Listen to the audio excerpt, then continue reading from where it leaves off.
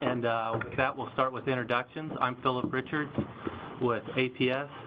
And if we could quickly go around, Chuck, you want to? I'm Chuck Cullum, Central Arizona Project. Bruce Howland, SRP. Patrick Adams, AMWA. Hello, I'm Scott Miller with APS. I'm Zach Richards, ADWR. Sorry, I'm doing too many things at once. Terry Sue Rossi, Arizona Water Company. Ted Maxwell, Southern Arizona. Susan Craig, ASU Pilot Representative Gail Griffin. Doug Dunham, Epcor Water. Carol Ward, ADWR. Lonnie Cross, Pinal County. Jennifer Martin. Reed Blomberg with the Salt River Project. Drew Swiskowski, City of Glendale. President Irwin, City of Goodyear. Noel Carter, Buckeye Water Conservation and Drainage District. Lacey James, City of Alabama. Ron Whitler, City of Buckeye. Adrian Soder, APS. Lauren Tandreva, Montgomery Associates. Steve Moore, Yuma. Sam Lightsey, guest Representative Griffin. Gary Gold, Senator Houston Cinema. Natalie Mass, ADWR. Eddie Christmas, Arizona State Land Department. Very good. Welcome, everyone. All right, with that, let's get started on our meeting agenda. We've got some follow-up items from previous meetings that we're going to discuss. The first one here is an update from the Desalination Regulatory and Legal Subcommittee. Scott, would you like to give us an update? Absolutely. Thank you very much. So the subcommittee for the desal regulation and legal issues convened October 18th, which sounds like a long time ago, but I just remember it was just October, and here we are, the middle of January. So we had a really good meeting. We had a good turnout. We had a lot of discussion during that meeting. I thought everybody was really active in the conversation and came up with issues to talk about and to drill into a little bit further. But just to give you a quick overview of what we talked about at that committee meeting, and if you want to know a little bit more detail, DWR posted a summary of the meeting on the website in the detailed subcommittee directory online, so it's really good at giving you a little bit more detail about what we talked about in the meeting. But what we did is we kind of started off the previous desal committee that was led by Bob Lotz a few years ago under the previous Governor's Augmentation Council. Developed a very nice spreadsheet of all the issues that this group has been talking about and all the different areas that this group has been talking about. And so we use that as kind of a starting point for this subcommittee to look at the regulatory/legal issues that were discussed back in the day. And it was a good way to jump into that. So we started talking a little bit about those, but really what the meeting came down to is even though this subcommittee was looking at issues all around the state, the sites that we've identified all around the state, it really focused on the West Valley. And we had a number of folks from the West Valley talk about some of the concerns that they had and also some of the legal and regulatory. Should we make that a they wanted to talk about those in a little bit more detail, how it pertained to them exactly. Just to give you a brief idea, the Buckeye Irrigation District talked a lot about surface water regulation and their belief that the area of subflow and that this area has surface water rights that they own, and the drawdown issues with pumping in that area if more folks were going to go look at this area for some sort of treatment of brackish groundwater. So they talked exclusively about those issues. Mike Pierce for the district and some of the district board members also gave some of their insights and some of the history of the area and some of their concerns. The town of Buckeye was also there and talked about the difficulties that they have with assured water supply in the GRD and utilizing a supply of brackish water and what that would mean legally for them and some of the obligations that they have for that water. City of Goodyear talked about physical availability when it comes to designations for assured water supply and going into an area and pumping more groundwater, what that means for physical availability issues that could come up. And then the GRD talked a little bit about how they would look at this brackish water, about how they can't really pump groundwater in the AMA for replenishment, but they can import water in different areas. So transportation was an issue that they talked about, which we talked a little bit about in the subcommittee, that needs to be looked at a little further, of transporting water from one basin to another, from an outside the AMA to inside the AMA and vice versa. So a lot of transportation issues were discussed. And finally, ADWR talked about what all this means when it comes to safe field and the goals of the department. going into an area and pumping more groundwater, because at the end of the day, this is brackish water, but it's groundwater. And so it's treated like groundwater, and that's one of the takeaways that we had from that meeting, is that this is still groundwater, it's still regulated as groundwater. So all the regulations that you have with groundwater pertain to some of the issues that we have, and then some of the political issues and things like that. So really quickly, that kind of sums up what we had. So at the end of the meeting, what we decided to do is take all the conversation that we had, and I'll put together in an outline to kind of summarize everything that we talked about and kind of dig in a little bit deeper on some of the statutory requirements that we discussed, and some of the things to make it a little bit more clear for folks about what different areas mean with different statutes and things like that. And I'll work with the Department of Water Resources putting together that outline.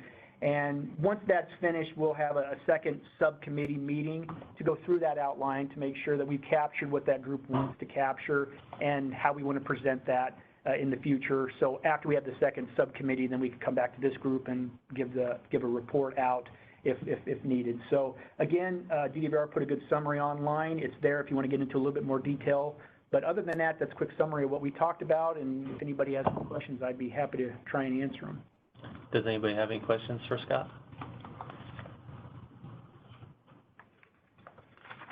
Anything you'd like the subcommittee maybe to look at that they're not currently looking at? Yeah. City of Goodyear would like to propose that we move on from the Buckeye waterlogged area. I think we demonstrated that the water is already being beneficially used. It's not an issue EMA. I think it's there may be some other issues with using water inside the EMA as an augmentation source, and I think maybe that needs to be moved to a different venue, another committee, maybe the post-2025 committee. Okay. How does the rest of this committee feel about that? You like that idea? Guys, go ahead. I'm here on behalf of AMWA. We're one of the co-chairs of the post-2025 committee. If that's something that the committee or subcommittee wants to do, the post-2025 committee is working through a list of topics and issues to consider. A lot of them are groundwater related, and if talking about groundwater pumping regulations, including brackish groundwater, is something that this committee wants to send over to the post-2025 committee, it's certainly something that we could take a look at. Okay, so that committee would take a look at regulatory and legal issues such as limits in the area, what those might be, and all these other challenges for that area? Yeah, so we're, it's within the AMAs, which is what that post-2025 committee is taking a look at. I think it would be useful to have an overview of what the subcommittee has compiled, but within some of the groundwater discussions, I think the topic of groundwater pumping regulations, and specifically brackish groundwater, could be fit into those discussions. So do you want the subcommittee to continue and then report those to the 2025 committee? Scott, do you think there needs to be more discussions about that outline that you've put together?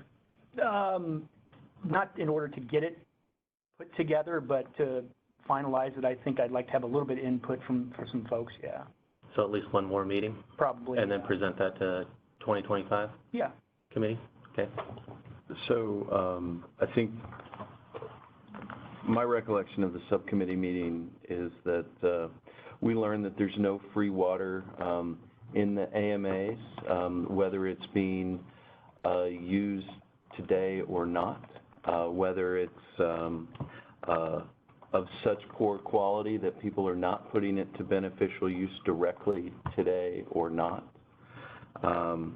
And it strikes me that this committee's focus was on developing resources that could be deployed through advanced treatment in the relative near term. So I would support moving the discussion of the waterlogged area, the West Salt River Valley, to a place where those thorny, difficult issues can be discussed from a policy and regulatory framework, because this committee has identified that the policy and regulatory framework is the obstacle to developing an unused resource to meet gaps between supply and demand today. And I think it's incumbent upon those who occupy that space, physically and policy-wise, to determine what they believe the best trajectory for that discussion is. That's a long way to say, yeah, I support it. Okay, very good. Anyone have any concerns with moving it? Mr. Chairman, we would have no objection to Very good. Grafton's suggestion. All right. Well, then let's do that. Let's plan on moving the discussions on the regulatory and legal hurdles to the post-2025 committee.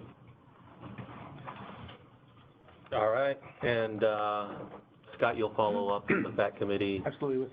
directly? With everybody involved in need to, and I've been attending those meetings, so it's a good group, and they've got a lot of issues on the table, so this will slide right into one of those. And I'll also plan on attending those meetings, so if you have any questions for me, I can answer those. That would be helpful. And I want to thank the subcommittee and Scott, you for your leadership on the subcommittee. I think this really helped thoroughly flesh this out. The group's had a lot of discussion of this issue, so it's well prepared to move to the 2025 group for that discussion. So I think that makes the work of Patrick and support as you're staffing that group, and then the co-chairs, they know what this is when it's handed to them. So that's a great start for that. So thank you. Yep. I think it's working well. Yeah. Thank you. Good. All right. Let's move on to the next agenda item, deep well injection. Carol, were you going to kick that one off? Yeah, I don't think it has to be a big report. There was a request in our last meeting that perhaps PWR staff could do a survey of the state for likely sites suitable for deep well injection of waste brine.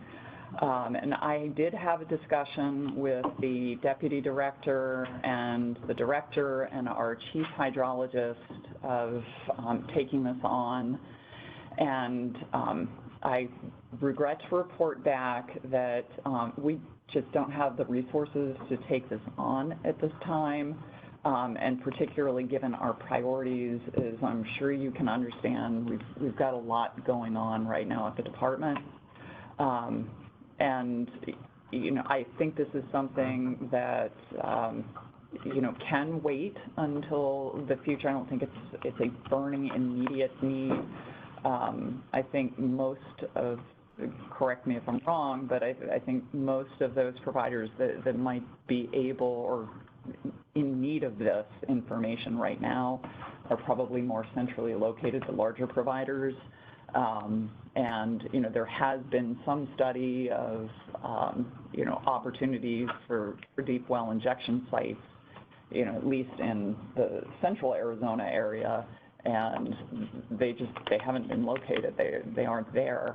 I believe Goodyear was interested in locating that sort of site, and you all didn't find anything either. It doesn't support deep well injection. It doesn't even support it, okay. But yeah, we simply don't have the kind of resources to put to this. So, and my understanding is not an easy undertaking either, so. No, that's fair. Any questions for Carol or any other comments on deep well injection? Something commonly done in other states. We knew it was going to be a challenge in this state. That's why we put it on the agenda to look at it 4 years ago. We've looked at it. We haven't had a lot of success in finding locations to do it or even parties willing at this time to to do a pilot. Anything further on deep well injection that Doesn't mean that it has to come off our parking lot list. You know, maybe this is something we can come back to in the future. Yeah. Just doesn't top the priority list right at the moment. Yeah. No, we said we'd follow up on it. We followed up on it, and at any time we can propose to put it back on the agenda. Perhaps find some other way to take it on. Yeah, another forum to do this. Everybody good with that? No question? Okay. Well, I just Go ahead. make an observation, which is deep well injection becomes a timely topic when we have a project concept to develop.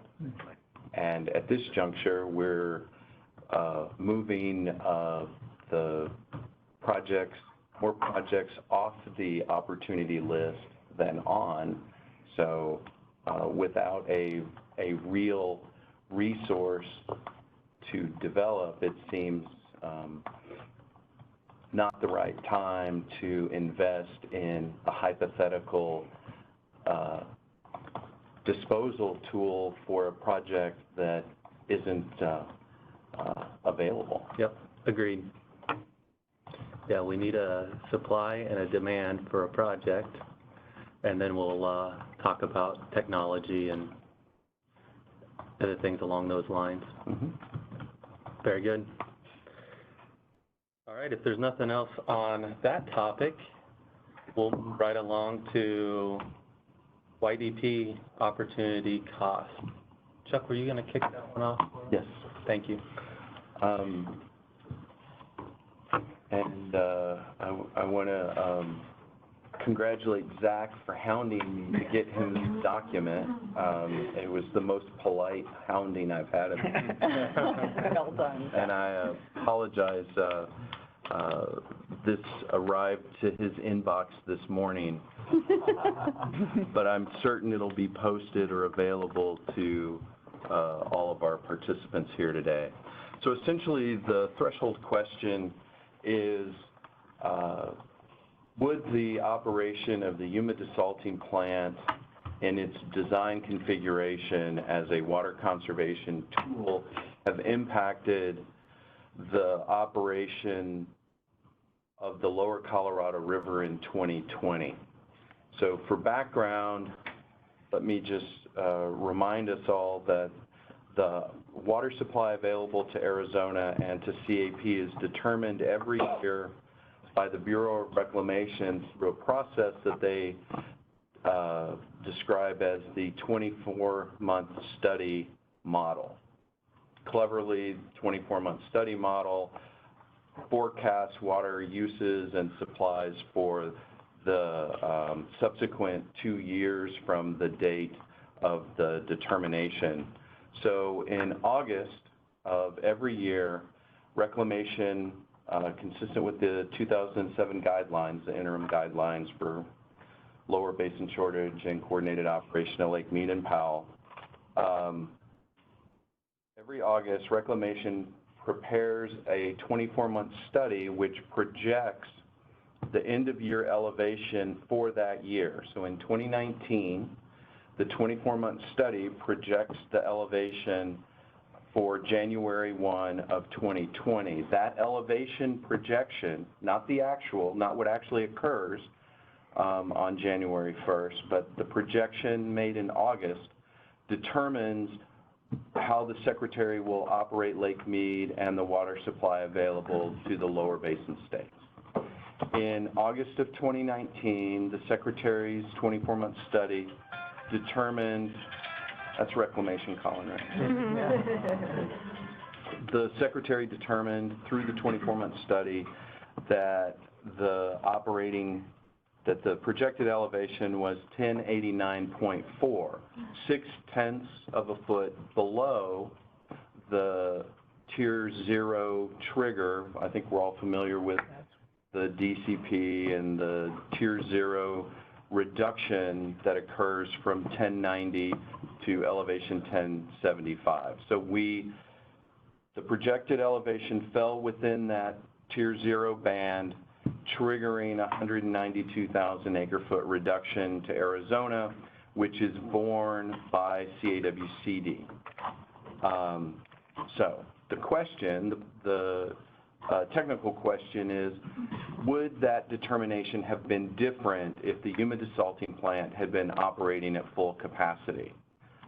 Because we were so close to the trigger elevation of actually being out of Tier 0.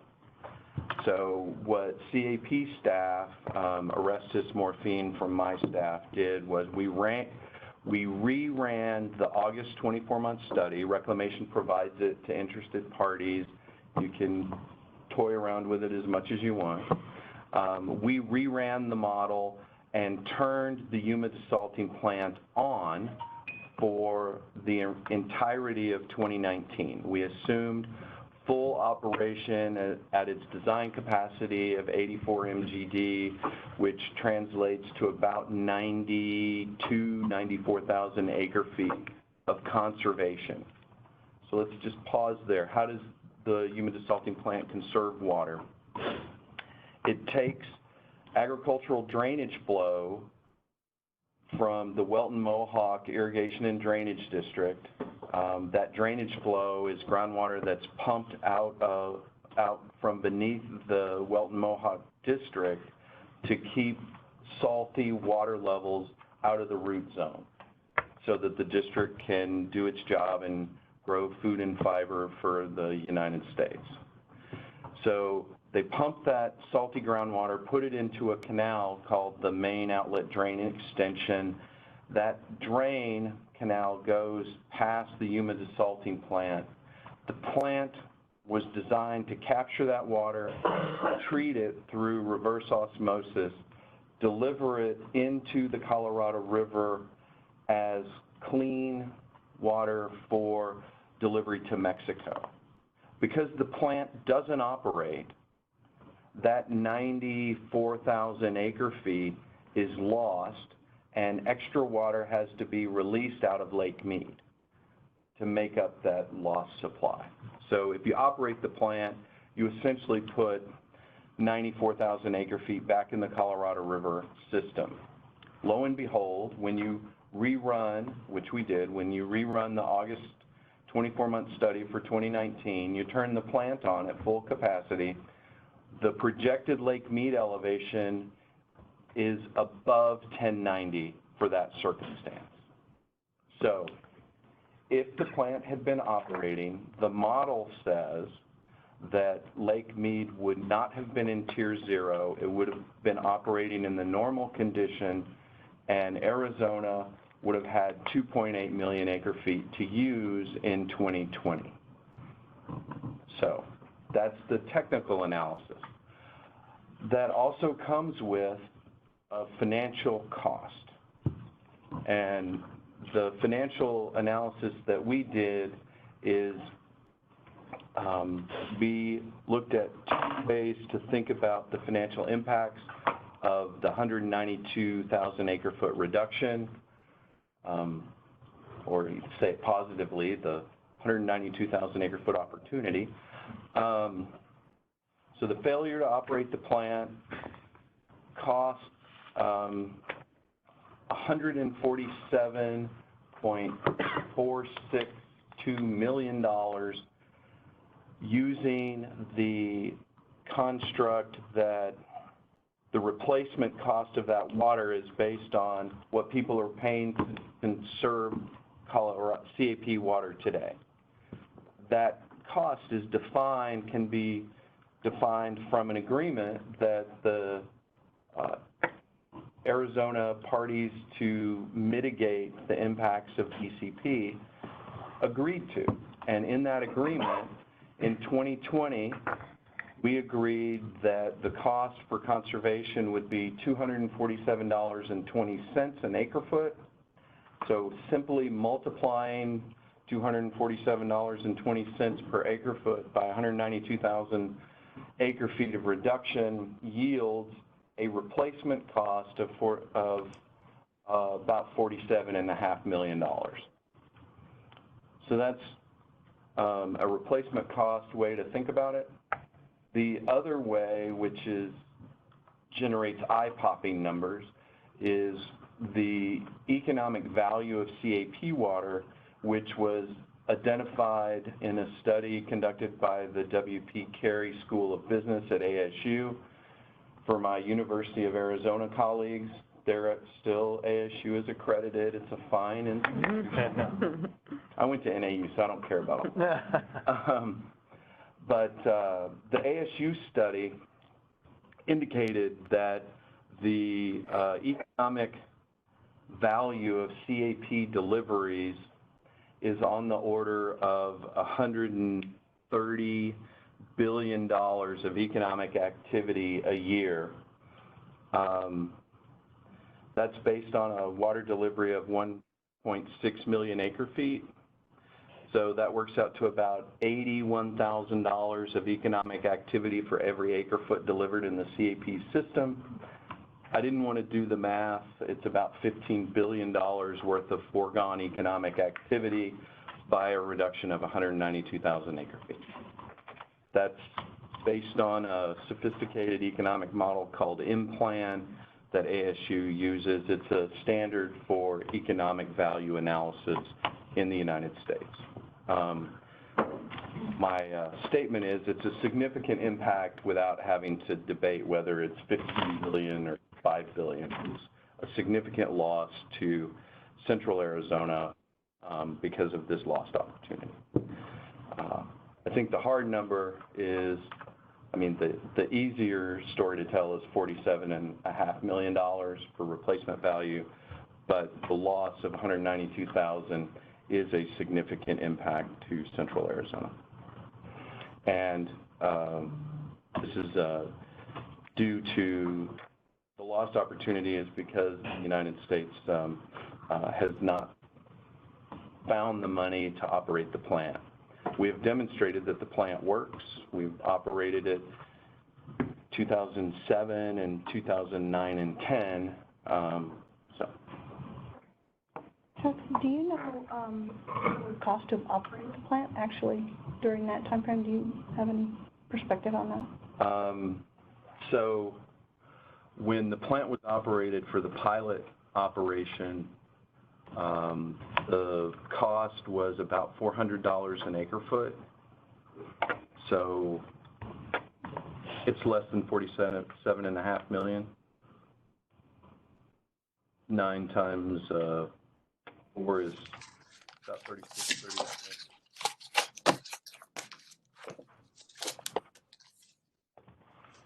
Reclamation estimates to upgrade the plant for long-term operation. The rolled-up cost is about $600, but that includes a number of capital upgrades. So I don't know what the true cost is. I can only tell you that when CAP, Southern Nevada, and MET paid to operate the plant, it was just under $400 an acre foot. Thank you.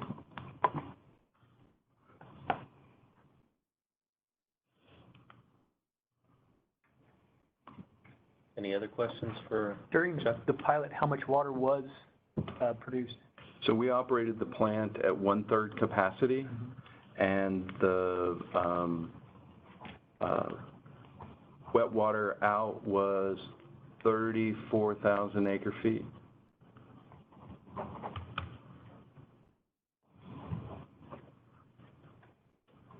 Yes.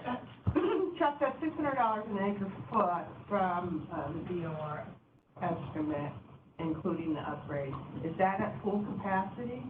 That's my understanding. That was a comment that Mike Norris made to this committee a meeting or two ago. And did he not, as I recall, that it was 600 to 800. Okay. With the acre foot, the per acre foot cost, it was a pretty significant spread. Mm-hmm. But 600 is the low end of that cost. And that's a great clarification. At CAP, we always try and focus on the low estimate. I think the federal government does the opposite.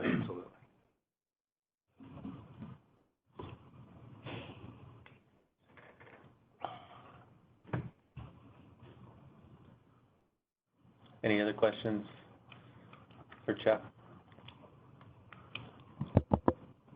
And as a reminder, or I can form it as a question, Chuck, the state of Arizona isn't the only state or even government impacted by this not operating. Right. So the other contributors under Tier 0, which I think is your question, who else is impacted? If the plant had operated and the projection had been into the normal space above 1090, Southern Nevada, the state of Nevada has a requirement of 8,000 acre-feet, and the Republic of Mexico has a Tier 0 requirement of 41,000 acre-feet. So the total water impact from the lack of operating the plant is 241,000 acre-feet of lost opportunity to Arizona, Nevada, and the Republic of Mexico. And if we multiply that by $247.20, it gets to be a bigger number. Yeah, go ahead. Chuck, what's the estimate on how long it would take if there was a decision made to spin the plant up? How long would it be before we start seeing the water? I don't really know the answer to that. My understanding is, so when we did the pilot run in 2009, 2010, Reclamation still had membranes that were purchased in 1992 that were in cold storage in San Diego, and they were shipped over to the plant, and those membranes lasted the 1 year of the operation. My understanding is they don't have any more 1992 membranes. They haven't purchased anymore because they don't appear to have an intent to operate the plant. They haven't developed a plan to operate the plant. I shouldn't speak of anybody's intent. So I think the last conversation we had with Reclamation, CAP, the state of Arizona, and others, was that they would need to go through a value engineering assessment, which would take about a year. They would need to go through a request for proposals to provide the membranes because they're non-standard. And then they would then need to do the capital upgrade. So from my best estimate, it's a 3 to 5 year, once they have a funding commitment to actually go through that process. One reason I asked that question is a lot of the issues we're discussing, I know we're moving some stuff down to 2025, I always viewed this committee as one that's just to explore all the options, what's going to cost, what the makeups be, but to keep that discussion going, because once they commit funding, people are going to want it now. I mean, it's just how life works. And we're looking at a 3 to 5 year lead point on that. So it's good I believe it's really good to have these discussions, get the plans in place, be ready to go. Because if we wait until, there's money here, now how long can we make it happen? It's going to take a long time. So I think getting answers somewhere. Exactly. And that's the danger. A limited resource environment, people are, when you say the fix is 5 years away, okay, then we don't have time for that, we're going to move to someplace else, and then nobody addresses the issue. So that's why I think it's important to keep these conversations going. Yeah, go ahead. So, are there any downstream water quality impacts, either improving the water quality or affecting it negatively? For the operating the plant? You're operating the plant, I assume it's RO, which I would imagine you know, positive water quality impacts downstream, but not sure if there's anything, there's more to that. So there are two aspects. First, there's a tremendous positive benefit to the Republic of Mexico for receiving higher quality water than what they get today, right? So operating the plant addresses some of Mexico's water quality concerns and tensions with the United States. On the negative side, where the water that isn't being treated today, it goes to a significant environmental resource, the Ciénaga de Santa Clara, which it's a significant environmental resource in the Republic of Mexico. It's actually in what is analogous on the Mexican side to a national park, the Colorado River Delta Biosphere Reserve, which is managed by CIMRNAT, which is sort of there. And if you put EPA and Interior together, you'd have something like CIMRNAT, which is the Mexican federal agency. The Ciénaga is a significant resource that many of us value in the United States because it's the largest nesting habitat and refuge for the formerly known as Yuma Clapper Rail. It's got a new name. Richards Rail? I'll have to look it up, but it got renamed. But anyway, that's a listed species in the United States and in Mexico. It's covered by the MSCP. It has value. The environmental resource has value that we derive just from environmental endangered species, because the Clapper Rail doesn't have to check a passport coming across the border. I mean, they freely move back and forth, so the habitat has value. There's also desert pupfish is a listed species in both the U.S. and Mexico that occupies the Ciénaga. So one of the downstream impacts would be to reduce the supply to that resource. So that makes it complicated. When we ran the plant at 1/3 capacity, that was under minute 316. Part of the requirement of that minute was that the funders pay to monitor the environmental values and functions of the Ciénaga. So we hired Carl Flessa and his team out of the University of Arizona, as well as folks in University Autónoma Baja California. So researchers on both sides of the border spent a year, almost 2 years, monitoring the Ciénaga to see if the 1/3 operation had a detrimental impact to the Ciénaga. The results are that it didn't. So there's some space to operate the plant and to protect environmental values. And that's been part of the challenge. What is that, how do you thread that needle? Chuck, what happens with the brine disposal at to the Ciénaga? So there are two brine disposal.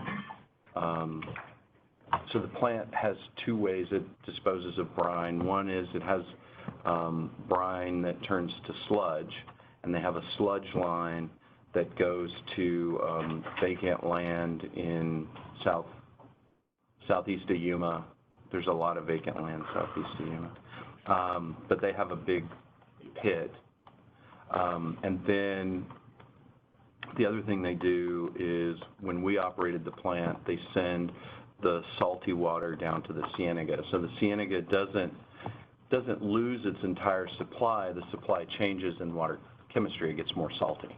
So instead of looking like a brackish marsh, it looks more like a saltwater influenced marsh. Still has value. The question is how do we from my perspective, how do we thread a needle on what our Mexican partners desire as a functioning wetland, and what can we provide? So, just to clarify, but 1/3 works.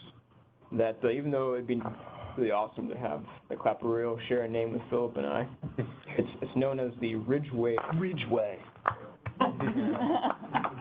Well done. Very good. So you could change your name to Ridgeway. I'm not changing. Start calling you.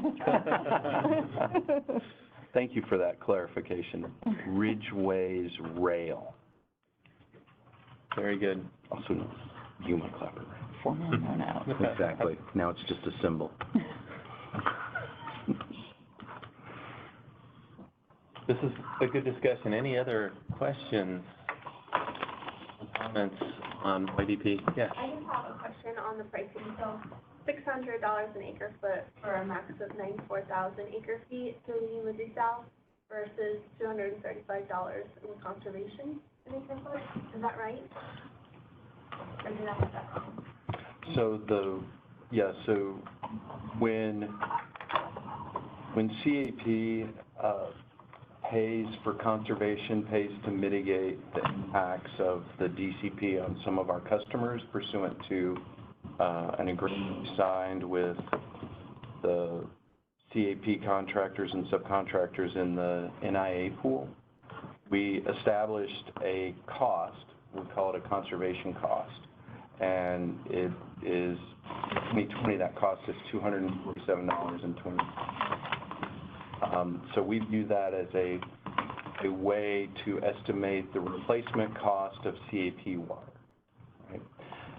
To operate the plant, to conserve the salty ag drainage water is apparently, we paid $400, Reclamation estimates between $600 to $800 to operate that plant. Your question about if we use the replacement cost for the entire reduction of $241,000, it gets to almost $60 million of impact. I think I did the math right.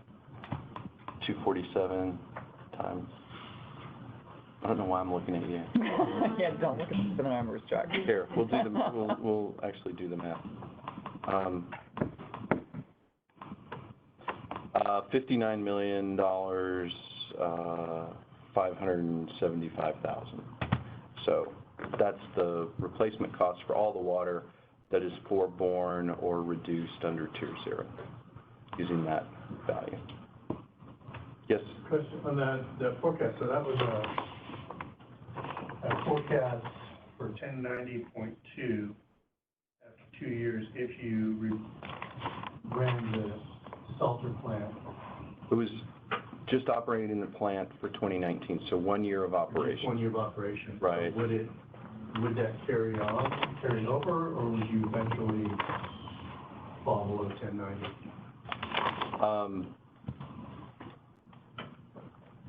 I don't know. We haven't been this close before. Year in and year out. Well, so there's a number of ways to think about it.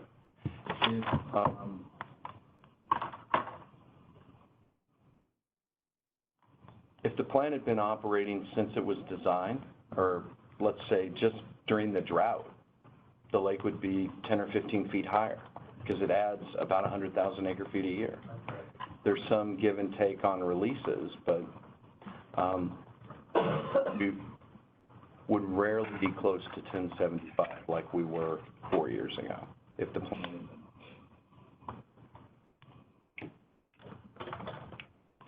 Yeah, if you could find an alternative water supply to help operate the system, you build a lot of resiliency within the system itself.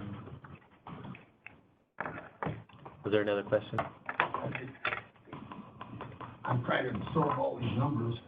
Is there a chance that somebody could actually put together a budget kind of form, a sheet that says, here's what it costs to do it, here's what it costs to operate it, here's how long it would run, blah, blah, blah, blah, blah, and so that instead of sitting here, excuse me, but I can't absorb all these tens of millions of dollars and And when I walk out of here, okay, now that worked out pretty well, or didn't. Did the pilot do some of that in that study? The pilot run, we projected what it would take to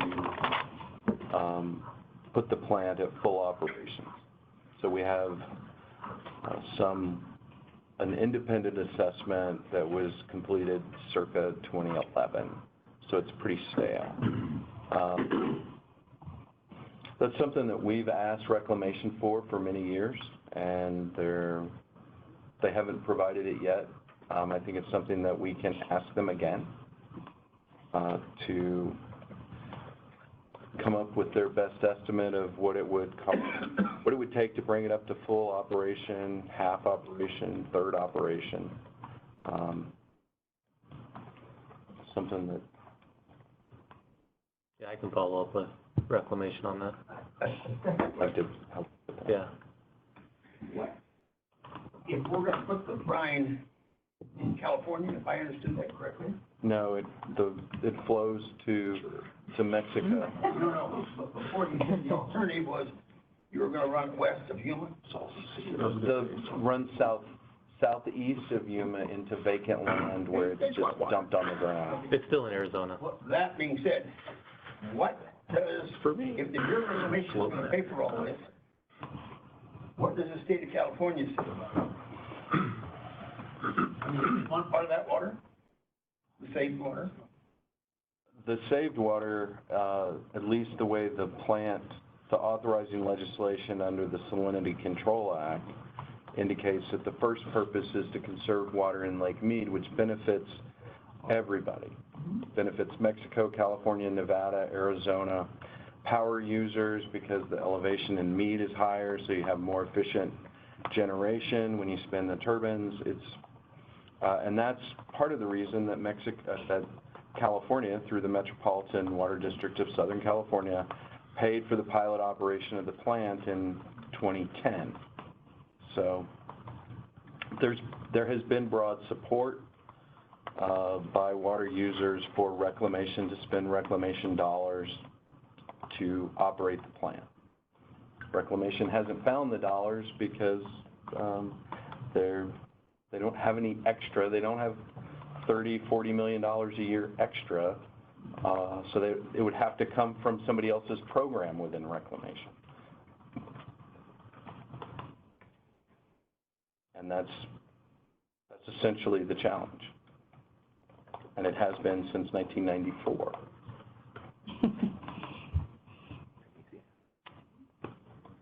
Got a question. So, we need to ask, if the modeling ran a scenario where YDP was operated at 1/3 capacity, what would the impacts of that modeling be on the projected Lake Mead level? Because 1/3 capacity is what was agreed by the bypass flows work group. How long do they operate at 1/3 capacity? For 1 year? Doesn't say a timeline. Back over the last 20 years? No.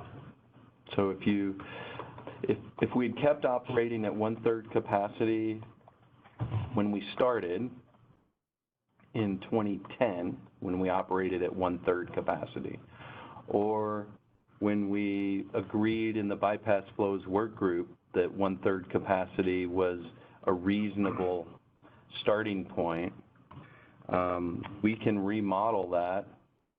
I can tell you if you just operated 1/3 capacity in 2019, it wouldn't have pushed you above 1090 because it only generates about 30,000 acre feet. It'd be close. Thanks.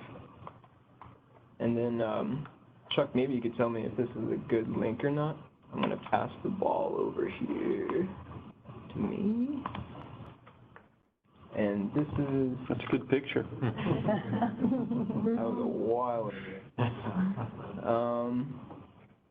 Let me just share my screen here real quick.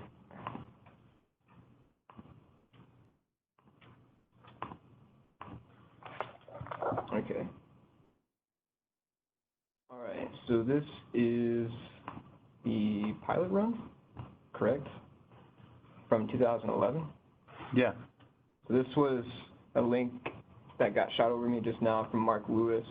So I can also post this on the website so you can get a look at some of the numbers and all the details from that pilot run. Yeah, that'd be great. Okay. That was an awesome. So just go to the last slide. Last one?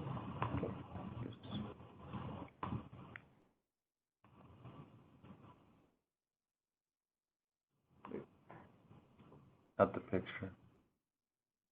One more up.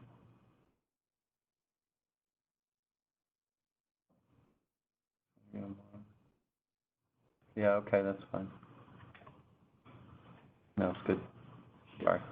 I thought there was a slide that was a summary slide of the cost, but it's in that presentation what we pay.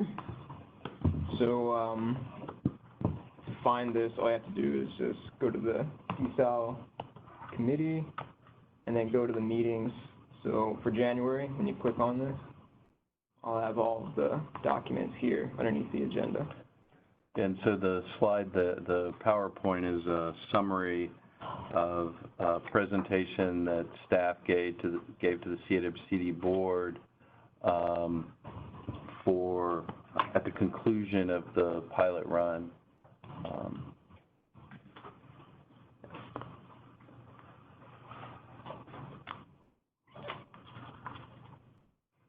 Process diagram.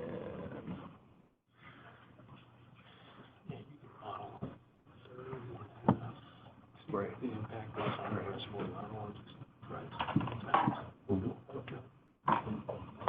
Okay.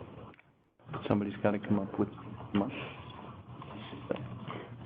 I'm just thinking the part of the argument for yeah, what would have happened in the last 10 or 15. How many acre feet a year you're putting back in the system. Right. Okay. Thanks, Chuck. Any other questions? How would the committee like to proceed with the YDP project, since it's looking like it may be the top project now for the committee? Well, I think I'll just Go ahead. two observations. One is I think that the committee can add value to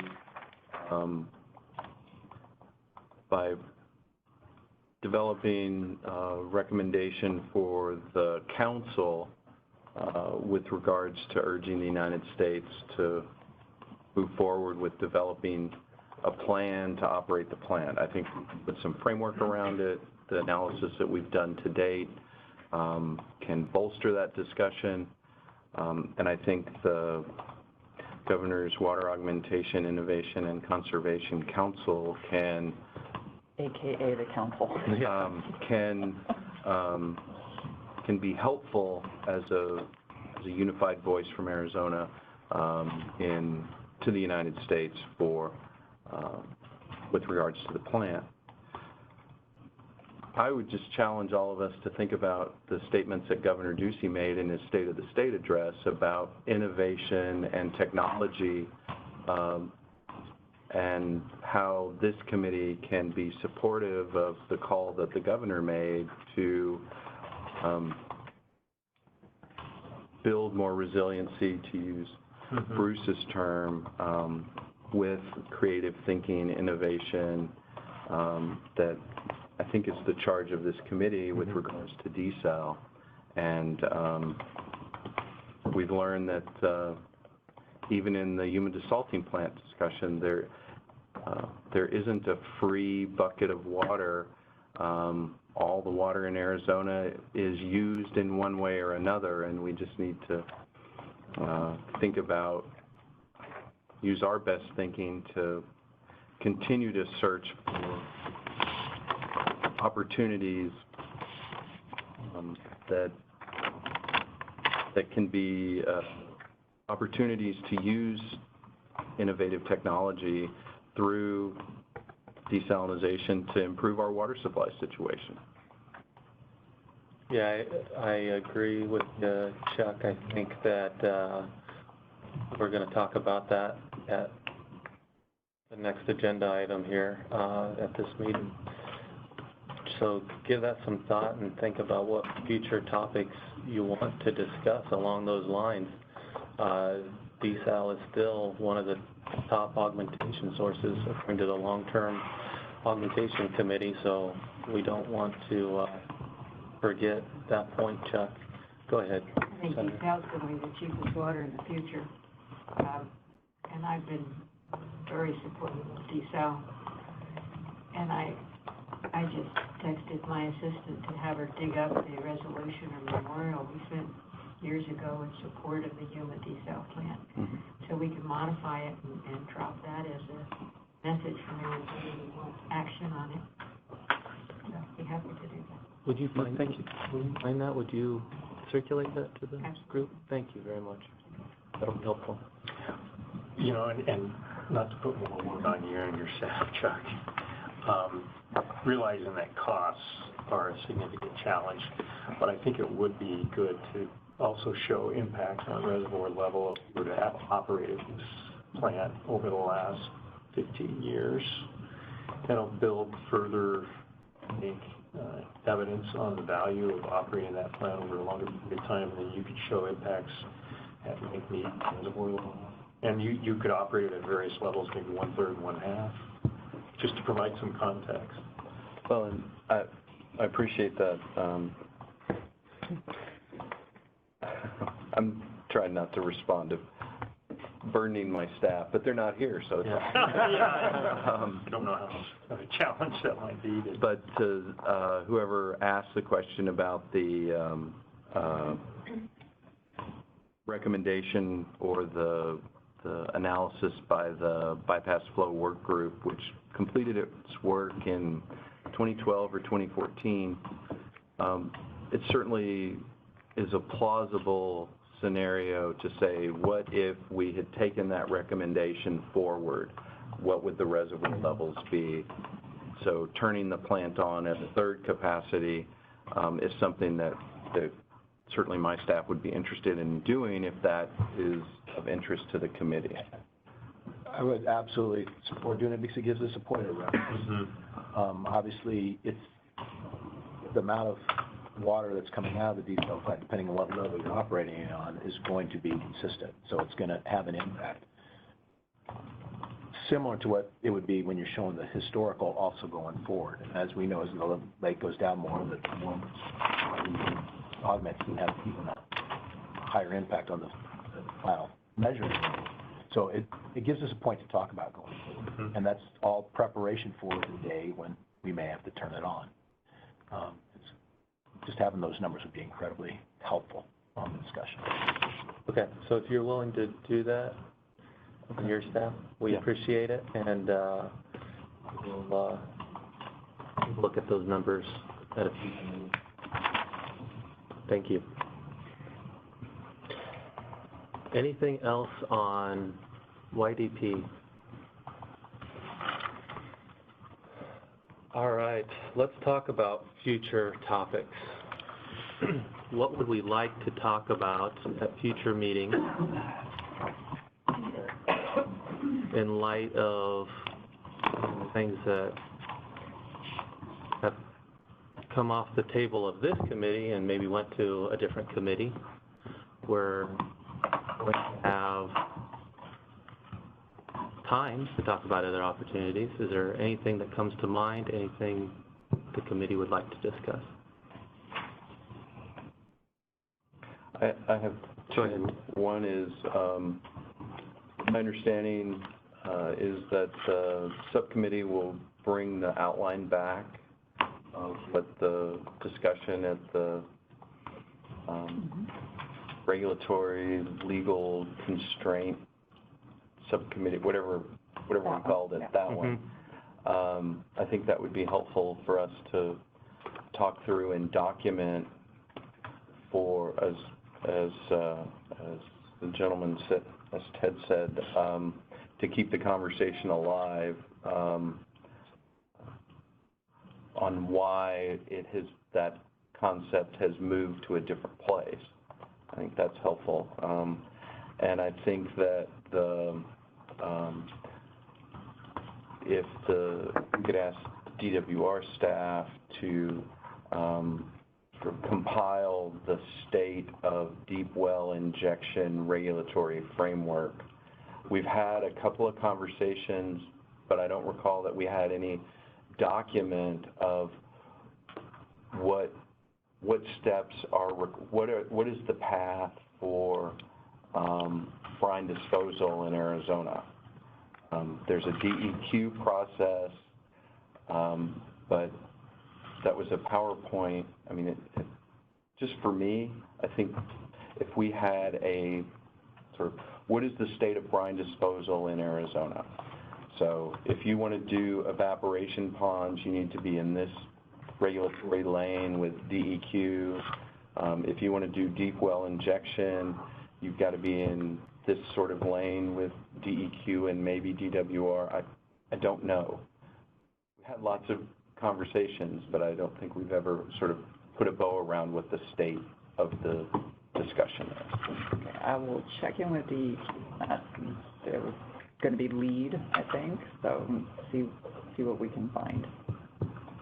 Well, it would be great if there was some sort of like document that we could resurrect 2 years from now as projects emerge, rather than recreating the state of knowledge. Just a thought. Okay. Maybe not immediate burning priority, but I see where you're going with that.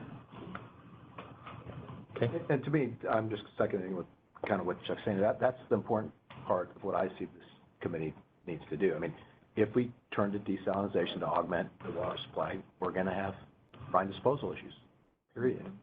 And so we've got to figure out what we're going to do about it. I know right now there's not a stomach for deep well injection. There's probably not a stomach for a lot of these issues. But at some point, we're going to come back and address it. Just lead turn the issue is we've got to be ready for it. So we've got to keep looking at the alternatives and what may or may not work in Arizona. Yeah, my only concern there is a lot of times they're location specific. What might work for one location might not work for another location. I like the idea of having, what are the options and what regulatory or whatever path should you take given such a brine disposal option. But I don't know how much time we want to spend on it past that without a supply and a demand and a location. Gretchen, would you have any insight on that? This has certainly been an issue for Goodyear that you've spent time working on. So first, I'd just like to clarify my earlier statement about not supporting deep well injection at this time. Okay. Yeah. Understood. Yeah, I don't want to create a problem down the road. We don't have, I found that conversation with Scott Reinhardt really interesting that day. Yeah. I'm like, but do we have aquifers in Arizona that have 90,000 parts, whatever he said, it was crazy, parts per million of TDS that we could actually inject in. So in the basin and range area, do we have opportunity? Goodyear being at the end of the digestive tract at the Salt River Valley, we understand what it's like to get everybody else's water, so I don't want to put us in that position. As far as Chuck's comment about the innovation, that's where I'd like to see us go. I'd like to start looking at, we all know evap ponds are nasty, smelly eyesores. I found it interesting that Scott has hired this company to harvest the minerals out of the salt. Yeah. I know Intel does superheating of their brine waste, and then they have a solid, although it goes to the Goodyear bill. But I think that's where we should be investing time and energy at this point is what are those new technology opportunities? Because we are using brine now, or we are using water that has to be treated. So I might just say that, I spend a lot of time on doing just that, investigating different technologies. I'll continue to do so, but I do so in other forums than this one, right? There's Multi-State Salinity Coalition. If you haven't registered, please do so and go. It's the end of February. And then there's, you know, if you want to see what California's doing, there's Cal Desal, and there's a lot of desalination organizations around doing that very thing. And we may want to have an Arizona desal, you know, where people can bring in different technologies and present, and, you know, that may be a better forum than these meetings to discuss that, and specifically for Arizona's challenges when it comes to desalination. Yeah, I totally support that. I mean, Goodyear now and Buckeye are using water that needs to be treated, but eventually it's going to be a lot more people. So yeah, it's going to be an increasing problem. Or, I mean, I don't want to speak for the committee. If this is the right place to, you know, bring in a technology one at a time, I just worry that, you know, we could have an Arizona desal. We can invite El Paso and all of these other groups to come and present, and we can have a larger forum to discuss what they're doing and what maybe is a possibility for us to do now and in the future. Yeah, I don't see this committee as an efficient use of our time and vendors' time if we're not advocating for actually the doing. Yeah. I think it's inefficient. So I would suggest the committee could support the creation of a desal interest group that could think about future technologies, but it's not something that, anyway, I think that a committee can be supportive. I think it's at least not what the intent of the committee has been, which is to identify opportunities to use desal technology to address supply and demand imbalances in Arizona. And so. Okay. I think, go ahead. I was going to say, there was a rather detailed study about all this done about 10 years ago. Yeah. It might be a good place to start for people to just read what was done in that city, because they looked at, I don't know, half a dozen or more different methods of getting rid of reject water, make a long story short. Yeah, and costs associated there too. It might be a place for people to start if they haven't looked at that before. Yeah, I agree. And then there is a lot of work that has been done over the past 10 years, and so you can find all kinds of good information. Desal is a top topic across the entire nation. Go ahead. All I would say is, obviously, this committee is supporting the Governor's Council, and that's what our focus needs to remain. If there's if we're going to stand down this committee at some point and say, or not stand down, or just go on a hiatus, kind of like some of the committees of the past councils have done, yeah. I do think it's important that we come out with a recommendation to the council of the way forward. And if it's Arizona desal, or as long as somebody's addressing the issue and we've made a recommendation to the council on this is what you or ADW or CAP we need to continue to do, because it'd be too easy just to dismiss it as a possibility. That's what we stood up to do. Yeah. How can we? So, and I don't want. My intent is not to keep this committee being the source of the solutions, but we just got to make sure it's a recommendation to the governor.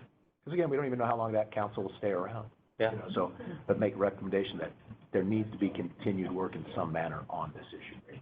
And that's, I agree. I think that's why buttoning up the West Valley conversation about what we discovered as the constraints and about the nature of the water, the impact of the water on other priorities for the state. I think cataloging what we discovered in our exploration and recommending that folks address it in the appropriate venue or not but until those issues are addressed, that opportunity which we identified because of the confluence of a resource and demands and future unmet demands, telling that story, documenting it is important so folks can determine what path they want to take. Because ultimately these are local backyard issues. As much as from a state perspective, we want them to be regional water balance solutions. You know, it's in folks' jurisdictions, and they need to embrace it or not. Yeah. It was, this isn't new information, and there isn't anything published that I can share, but a group, it was about back in 2010, they did a lengthy pilot study in Buckeye, and they did a similar process to what they're doing in El Paso, and it was successful at segregating and marketing the salts. You know, it's just that the city couldn't afford it at that time. Now, I don't know, you know, because it's been brought up that, well, they'd be competing with other chemical companies, so maybe you couldn't totally solve the problem, but I think you could defray the cost. You know, you'd have to sell the salts below market value. But it was successful. It's just that we couldn't afford it at the time. And they were talking, $700 an acre foot or something for it. And they were using primarily ion exchange so they could segregate the salts. And it wasn't going to solve the arsenic problem. You'd also have to have arsenic on top of that. But it was successful, the pilot study. It's just there's nothing published on it that I can share. Thank you. Yeah, thank you. I think the effort, I think we should do a little more discussion around the humid desalting plant and make some recommendations up to the council and see what they would like us to do.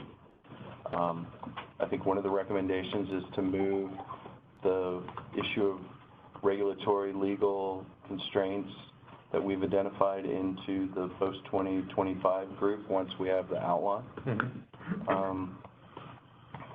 And potentially a recommendation about the humid desalting plant and, you know, a venue to keep innovative technology conversations alive. But I don't think this committee is the right place for that technology discussion because, again, as I said previously, I think it's inefficient because until we have a concept that we're all supportive of, then it doesn't seem like a good use of our time, of the committee's time, to just invite folks that we have found on the internet who have interesting salt videos. Yeah, I think that's a good summary of what I took down. Is everybody in agreement with that? Okay.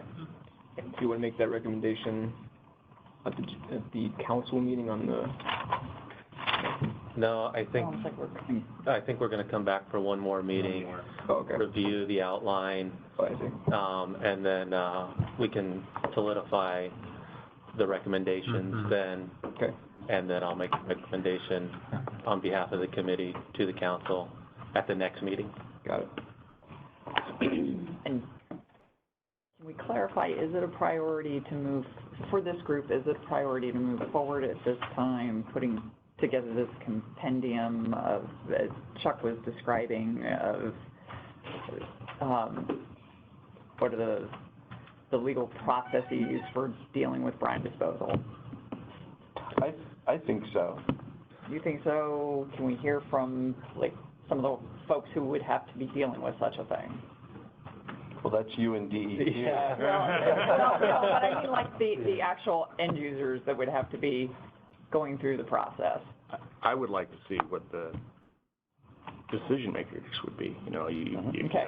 we're not going to identify specific sites, and we're not going to identify what exactly permitting process each one of those would have to go through, but generally speaking, what is each of these paths we have to take? I'm not sure it has to be real lengthy. Right. I mean, if we're looking at it at a high level across the state, it should just be, you know, these are 3 options, and this is what you do in each option. Sure. I think it's important for the folks in public policy, you've got to know what the regulatory restrictions and limitations you've got before you can start even thinking about addressing. So I think it's good to know what the current playing field looks like. And I think some of it's a good story for Arizona, because a few years ago it was going to be much more difficult to get through DEQ, and now DEQ seems more open to deep well injection, and so, you know, some things may be difficult, some things may be a little easier, but I don't think it has to be real lengthy, just kind of high level memo. But yeah, if you don't mind working on that with DEQ, your staff. And they've made the presentation. To me, it's just about synthesizing what that information Yeah, I is. just wanted to make sure I was hearing from all of you and understood what was being informed. No, I want to know. Yeah. Time. Sometimes I just feel like there's one person that's about a thing, and I want to make sure that I'm...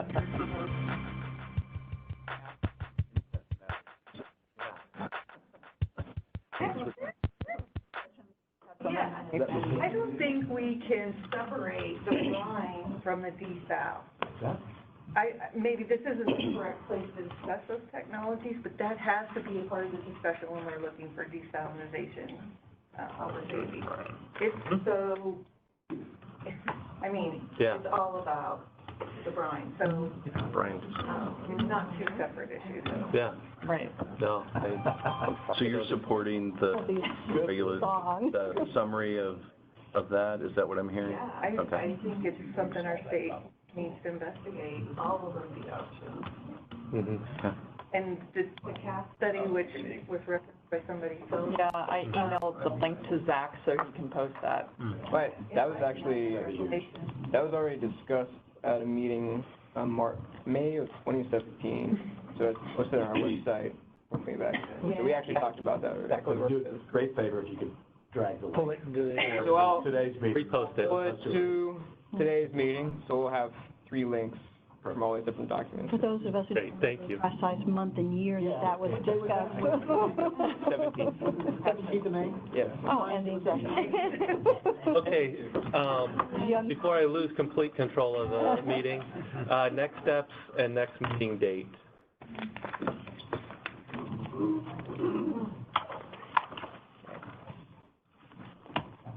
Whatever date you send out. Okay. Do we need to have this sooner or later? What are you thinking as far as? Being on the council, I'd say it's just in between, and we're not going to have it before the next council meeting, sometime one after that. Okay. And April? Late April, early May. Okay. Because we need some time to do our work. Yeah, I'm good with it. Okay, we'll work on a date then and get it sent out. All right. Thank you. Very good. Thank you all for coming. I really appreciate it. Thanks. Yeah. You're gonna get a letter from That basket.